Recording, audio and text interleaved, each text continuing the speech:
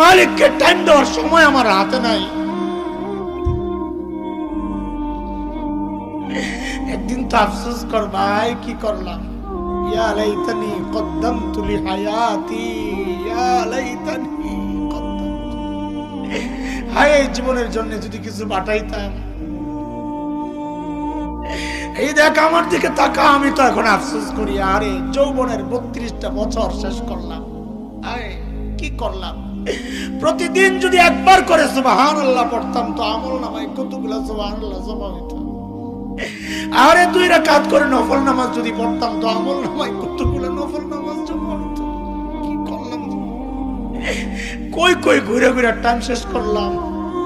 এখন তো আফসোস লাগে যখন আয়নায় দেখি দাড়ি ভাইকা সাদা হয়ে গেছে, যখন দেখে চুল সাদা হয়ে গেছে, বুঝি আরে টাইম তো শেষ, টাইম তো শেষ। ডাক তো এসে পড়বে যে কোনো মুহূর্তে। আই কি করলাম,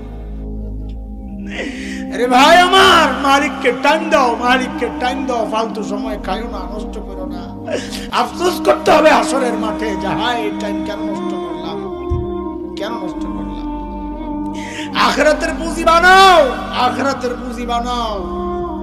পুঁজি তো বানাইছি, কিন্তু ওই ঘাটতির মধ্যে ওই আমল নামায় শুধু গুনার গুনাহ, গুনাহ।